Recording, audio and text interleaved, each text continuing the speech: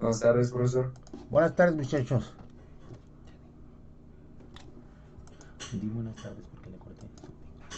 Buenas tardes, buenas horas a todos. Vamos Buenas a tardes. proseguir Buenas con... tardes. Buenas tardes. Bueno, Buenas tardes. vamos a proseguir con el tema en la que nos quedamos la última clase, que es la ley de Ohm.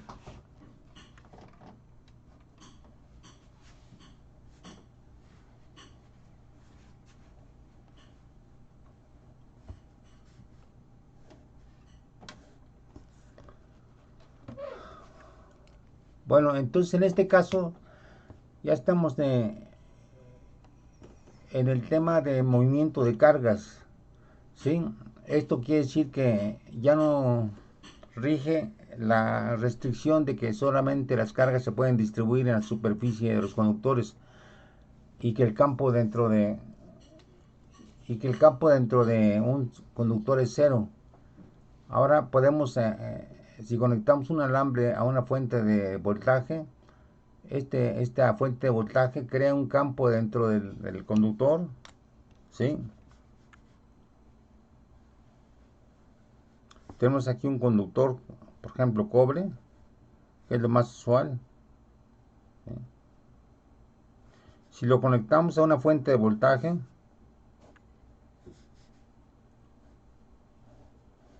esta fuente normalmente se indica de esta manera, ¿sí? Esta es la parte positiva, esta es la parte negativa. Entonces, por ejemplo, si este es cobre, entonces esta fuente de voltaje lo que crea dentro del conductor es un campo. Ahora sí ya es un campo del conductor. Y como dentro del conductor hay cargas libres,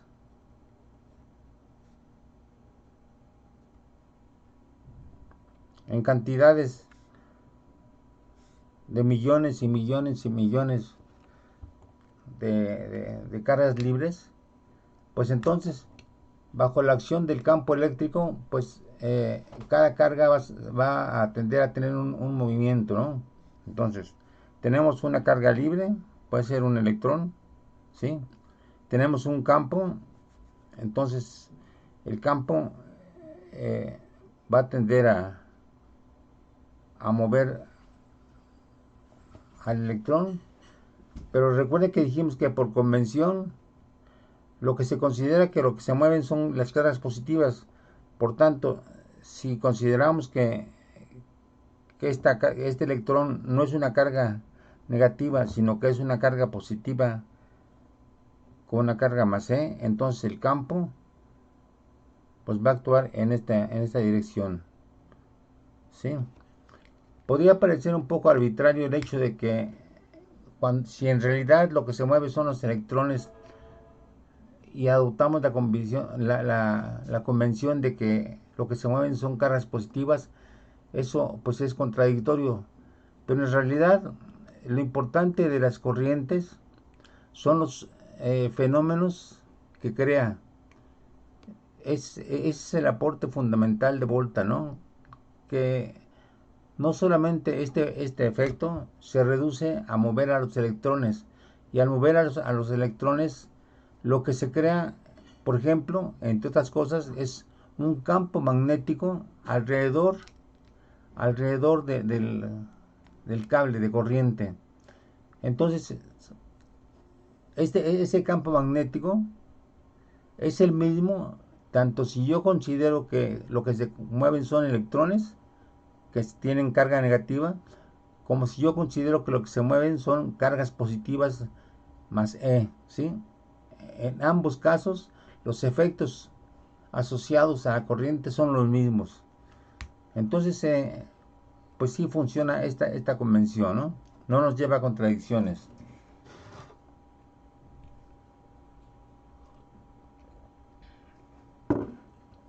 Bueno, entonces,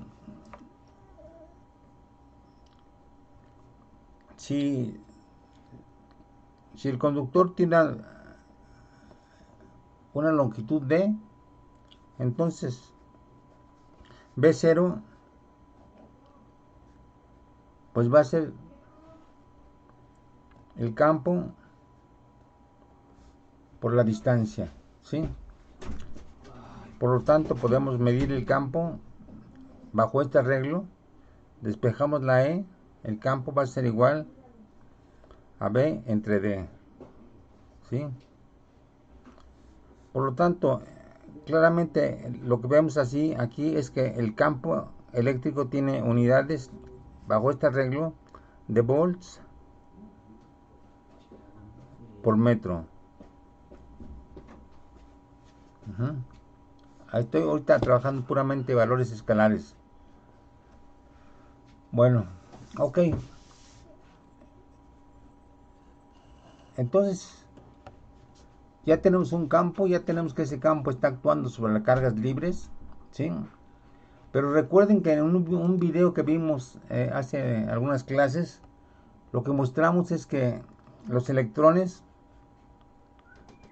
las cargas libres, se movían al azar, como si fueran partículas de un gas, ¿sí? Entonces, si bien sobre cada carga libre actúa una fuerza, esa fuerza lo empuja a moverse, pero desde un campo que tiene muchos obstáculos. Por de pronto, por ejemplo, si fuera cobre, esta carga libre va a chocar contra los átomos de cobre, además de chocar contra las otras partículas libres. Entonces, recuerdan que en una clase pasada, encontramos que la velocidad con la que se mueven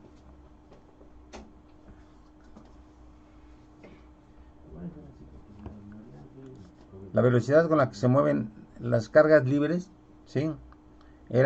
Lo llamamos BD y era igual a 0.0001, digamos, o 2, ¿sí? Centímetros por segundo, ¿sí? O sea, una velocidad extraordinariamente pequeña, ¿sí? Bueno, pues pese a eso, esto es lo que conforma la corriente, ¿sí? Ese movimiento lentísimo de las cargas. Pero hay que recordar que si bien la velocidad es muy pequeña, el hecho también es que hay millones y millones y millones de cargas libres dentro del conductor. Entonces son cargas libres moviéndose lentamente, pero son millones y millones y millones de cargas moviéndose con esta velocidad lenta. Por lo tanto, ya sumado su efecto, pues es muy notable, ¿sí? Bueno, se suma lo que produce el campo eléctrico producido por una fuente es un movimiento de las cargas con velocidades muy pequeñas, pero en cantidades tremendas. Bien, aquí es claro que si aumentamos el campo eléctrico, pues las partículas se van a mover más rápidamente. Y entonces la cantidad de cargas que estén cruzando una determinada sección transversal, esta cantidad pues va a aumentar, va a ser mayor el número de flujo de carga, ¿sí? ¿Sí? Entonces, a este flujo de carga lo habíamos denominado corriente.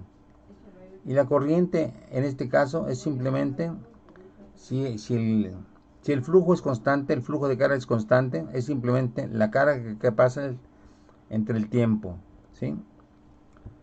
Pero si el campo está variando en función del tiempo, entonces esto se expresa como dq en dt, ¿sí? Es para I constante y para I variable.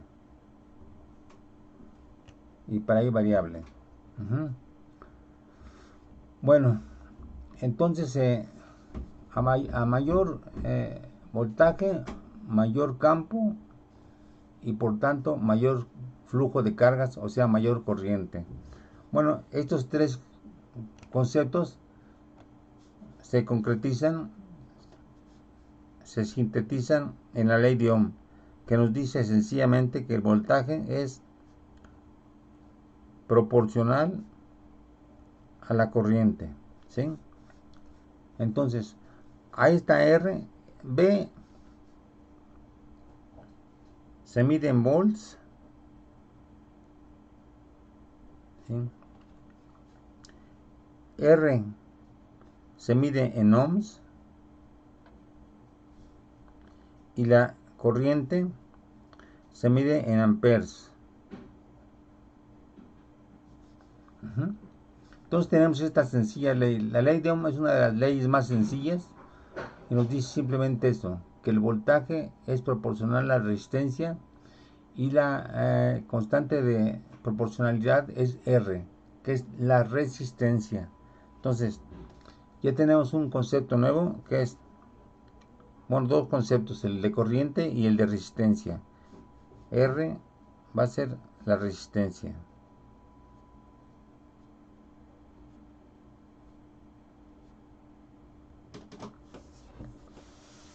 Bueno, ahora bien,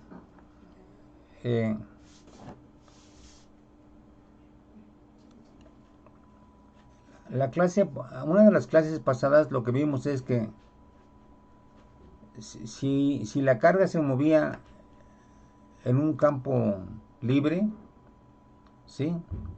Por ejemplo, en el vacío, la carga se movía a altísimas velocidades, pero de dentro de los conductores se mueve a unas velocidades muy bajas.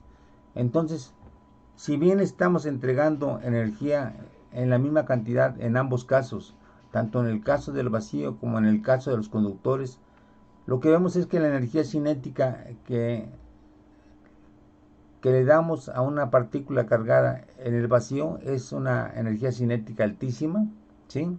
Mientras que la energía cinética que le damos con el mismo campo a la partícula dentro de un conductor es muy baja.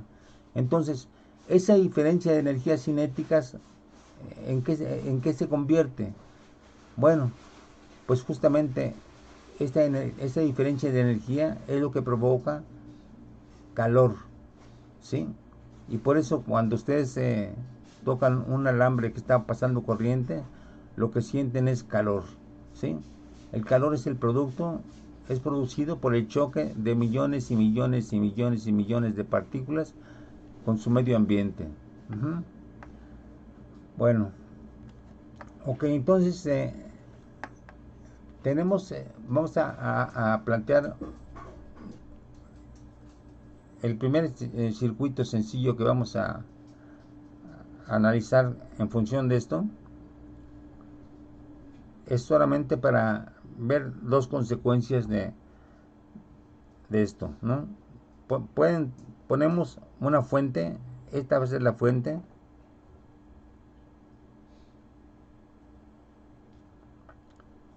Ponemos aquí que esa fuente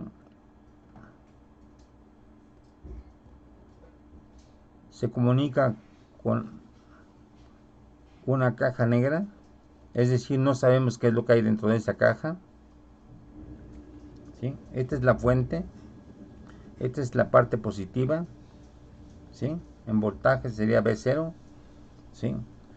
Y bueno, la pregunta es, ¿qué podemos poner adentro de esta caja? O sea, ya tenemos la pila, ya tenemos la fuente inventada por Volta. Ahora empezamos a juguetear con esto y la empezamos a conectar a diferentes objetos. Recuerden como anécdota que Volta cuando inventó su pila, los extremos de la pila se los aplicó en el ojo, entre la lengua y el ojo, ¿sí? Para crear una corriente dentro del ojo, y lo que vio fue chispitas dentro de su ojo, ¿sí? Y también estos extremos se los colocó en los extremos de la lengua y encontró que le producían ciertos sabores ácidos, ¿sí? Bueno, entonces ya tenemos nuestra pila. Ahora vamos a conectarla pues a muchas cosas, ¿no? por de pronto podemos hacer dos tipos de diferencia, ¿sí? Si lo conectamos a una resistencia,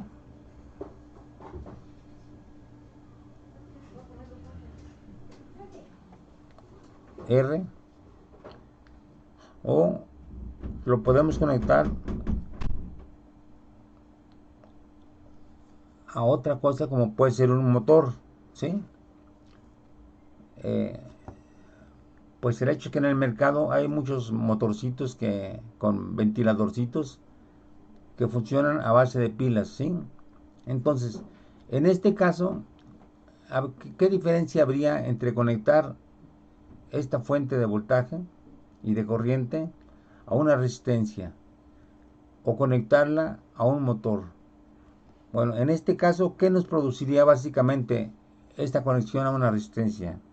¿Cuál sería el producto resultante de conectar una resistencia?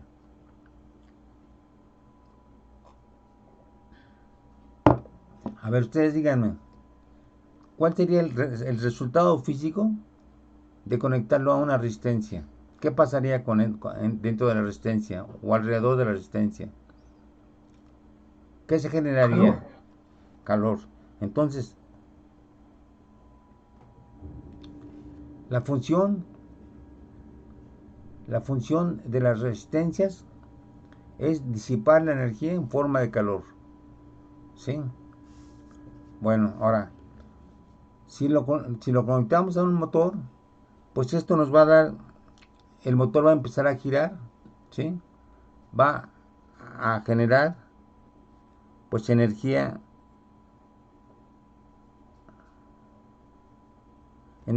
mecánica,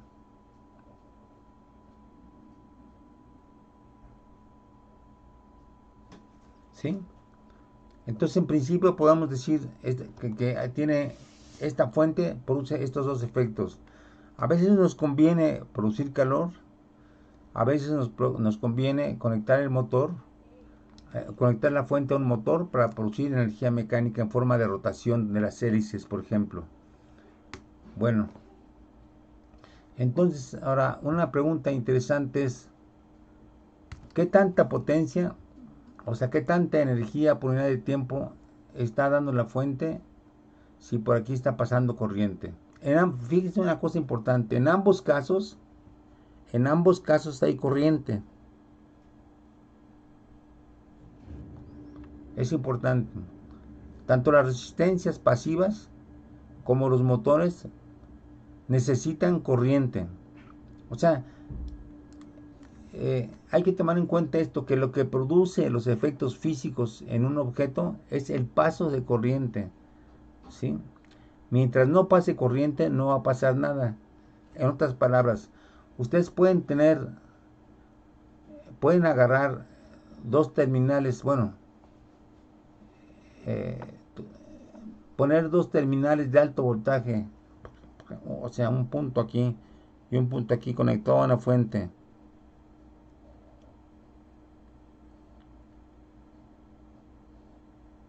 ¿Sí?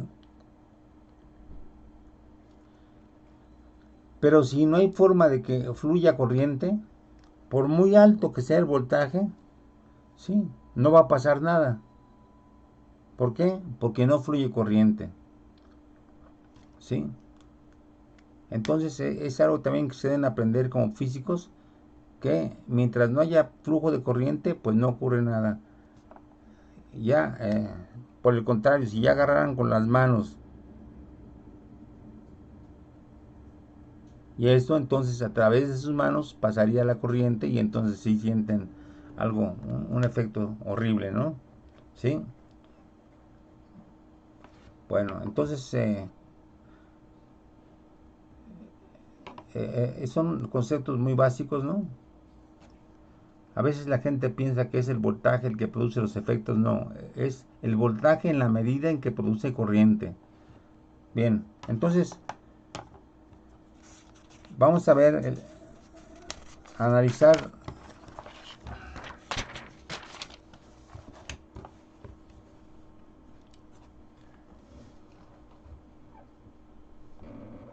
esta cuestión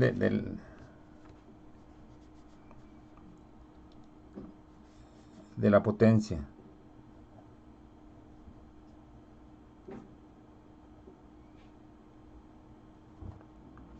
Bueno, tenemos un voltaje, ¿sí? A esa B grande le llamamos voltaje. Si lo multiplicamos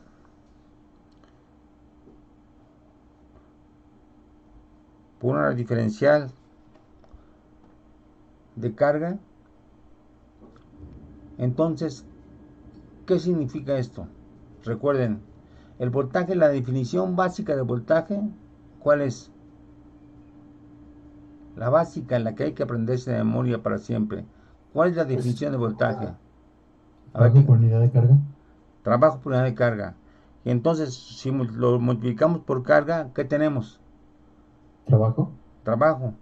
Pero en forma diferencial, ¿verdad?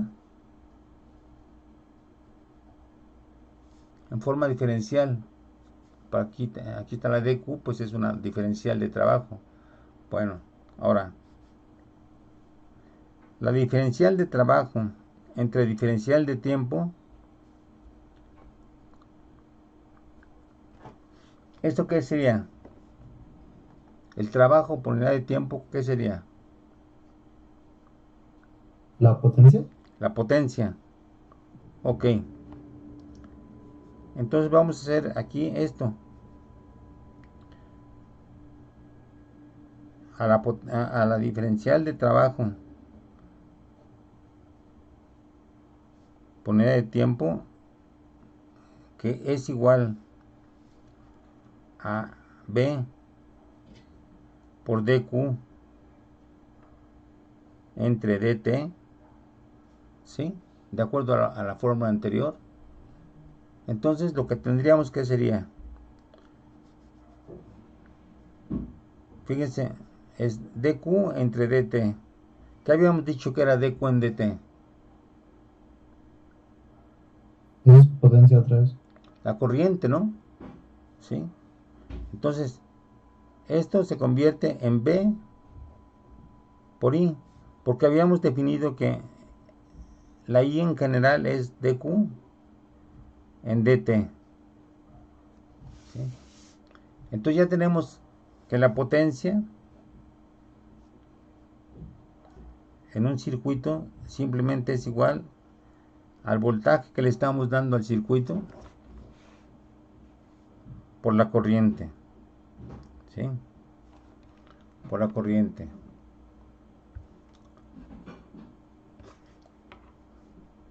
Bueno, entonces se ve claro, entre otras cosas, que si ustedes están aplicando diferentes voltajes de la línea a sus aparatos domésticos, pues esos aparatos de la línea que funcionan gracias a la corriente que los traspasa, pues entonces tenemos ahí un producto del voltaje de la línea por la corriente que está atravesando la televisión, una computadora, un motor digo un horno de microondas, etcétera, etcétera.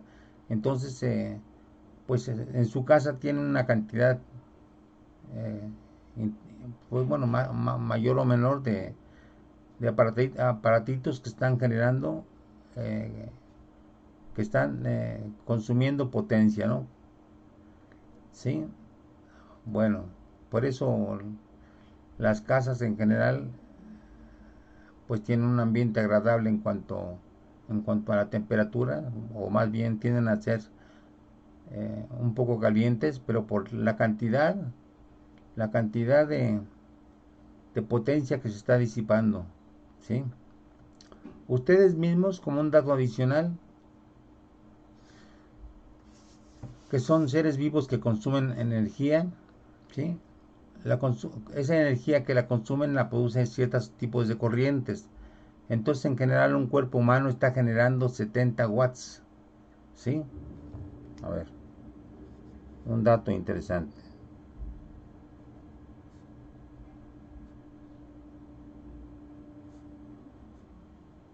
Entre 100 y 70 watts, ¿sí? O sea, la potencia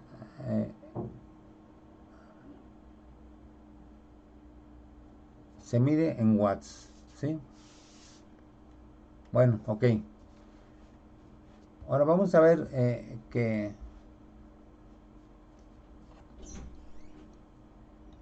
si juntamos estas dos fórmulas, que la potencia es V por I y que el voltaje de acuerdo a la ley de Ohm es RI,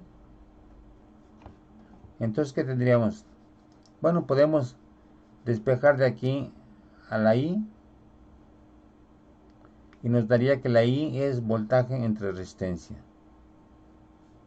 Por lo tanto, la potencia que es V por I se nos convertiría en potencia igual a V por I, que es V entre R.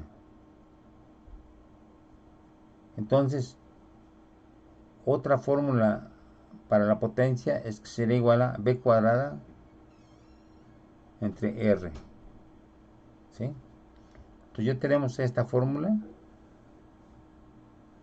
¿Ves? R por I. Ya tenemos esta otra fórmula. V cuadrada entre R. ¿Sí?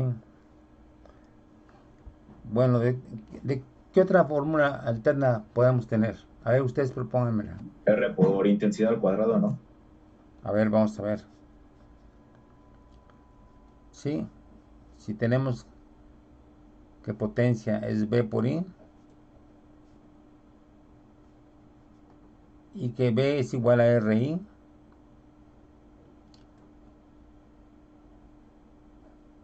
por I, entonces sería R por I cuadrada. Entonces ya tenemos otra fórmula para la potencia que sería R por I cuadrada.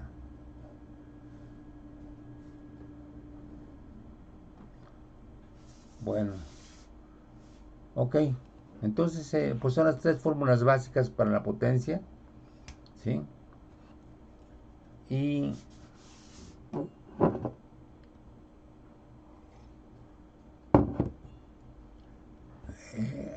en cuanto a potencia, es todo lo que podemos decir por el momento.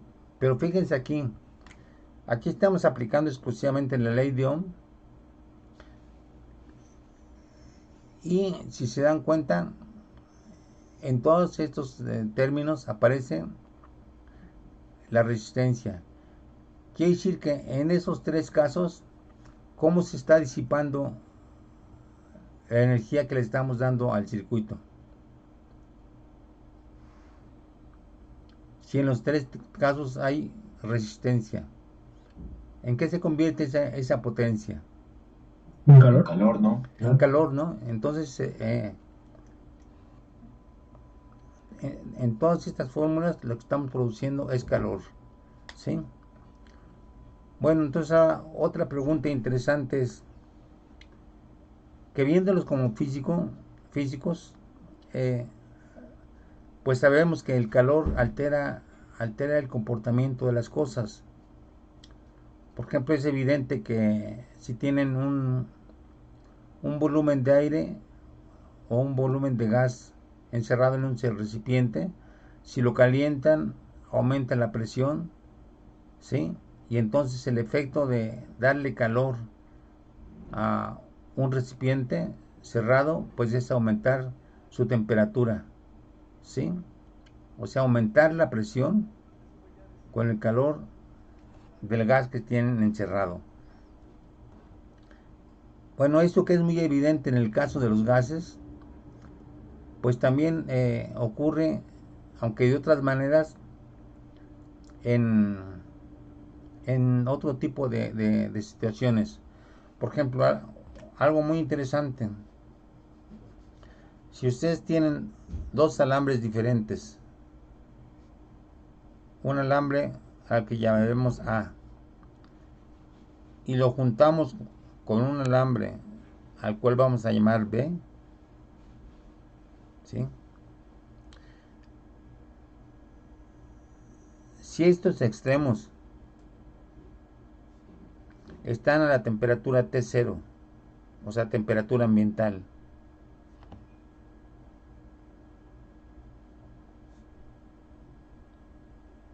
ambiental. Y si esto lo meten, por ejemplo, en un recipiente con aceite a alta temperatura, aquí con esto lo que estoy diciendo es que estoy calentando este extremo, ¿sí? Lo estoy calentando, entonces esto va a estar a una temperatura T, que va a ser mayor que T0, ¿sí? Entonces, este extremo está a temperatura T, estos extremos libres están a temperatura T0. Bueno, si son diferentes los alambres, un efecto interesantísimo es que aquí entre estos extremos se produce un voltaje, ¿sí? Pero ese voltaje se produjo, esa diferencia de potencial se produjo gracias a que calentamos este extremo. Si los dos extremos estuvieran a temperatura T0, no pasaría nada. Con este ejemplo solamente les quiero ilustrar que calentar las cosas tiene diferentes efectos en los diferentes arreglos que se pueden hacer físicamente. En el caso de la resistencia, ¿qué podría pasar entonces en el caso de una resistencia cuando le damos potencia que se convierte en calor? ¿Qué piensan que pueda pasar con esa resistencia? ¿Va a mantener constante su valor? ¿O va a cambiar su valor si la resistencia se va calentando? Va a cambiar Va a cambiar su valor. Va a cambiar su... ¿Sí? Y bueno, y yendo más allá, perdón, ya terminó esto.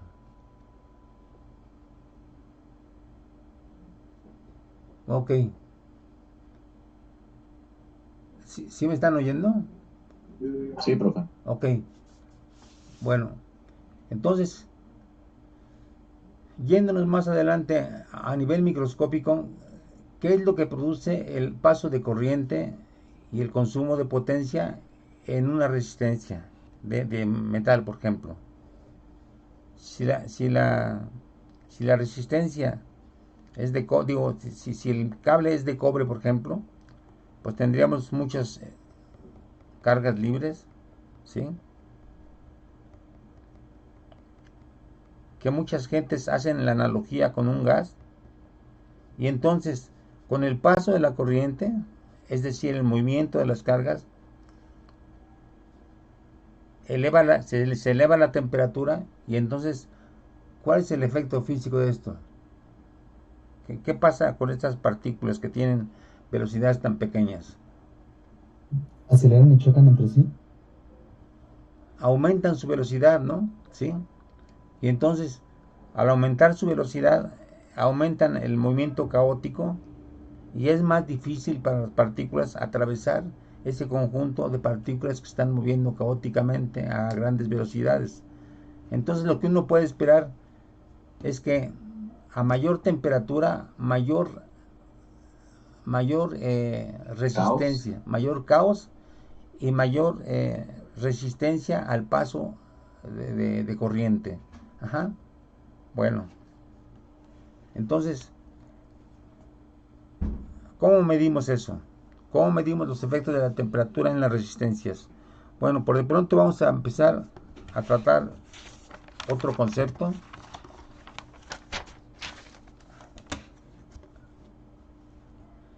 que es el de resistividad.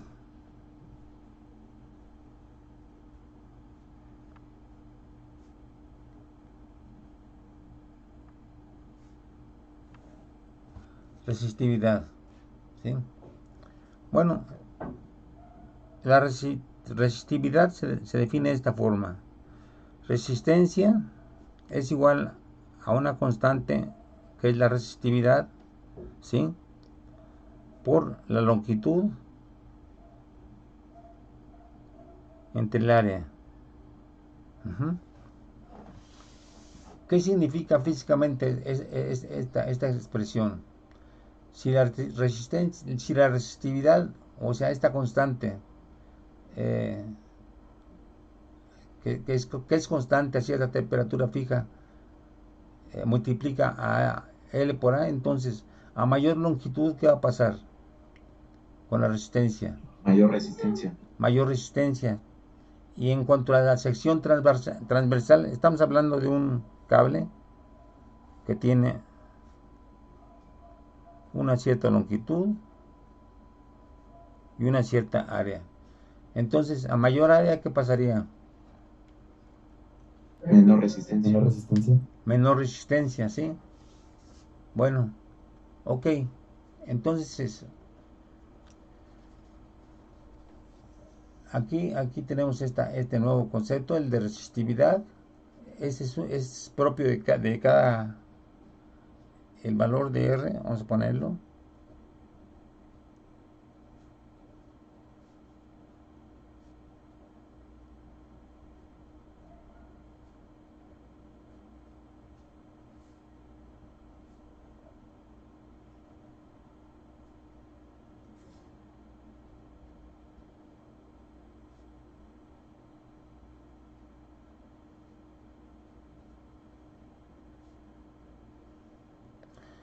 El valor de la resistividad es propio de cada material, ¿sí? Bueno, pero entonces, vamos a ver, si dijimos que con la temperatura va a aumentar la resistencia, ¿por qué aumentaría? ¿Por cuál de estos tres factores aumentaría? Por las dimensiones de la resistencia, ¿no? Bueno, la longitud se puede expandir un poco por la temperatura, ¿sí? La sección transversal casi no cambia con la temperatura. Pero ¿qué pasa con la resistividad? ¿Va a cambiar también con la temperatura? Esa sí cambia. ¿Sí? Entonces tenemos aquí tres factores que cambian con la temperatura, ¿sí? Y el más importante de ellos, y eso se comprueba experimentalmente, es el cambio de resistividad. Bueno, entonces, ¿cómo cambia la resistividad?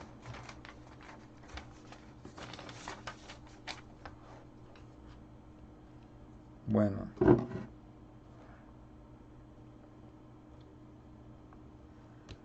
la resistividad en función de la temperatura es igual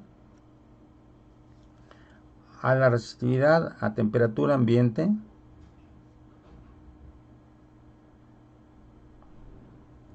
por 1 más una alfa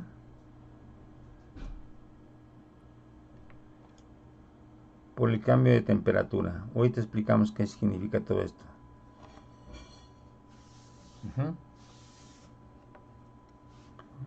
Bueno, delta T es simplemente T menos T0. ¿Sí? Profe, Sí. ¿puedes subir la libreta, por favor? Sí, perdón. Gracias. Gracias por decirme.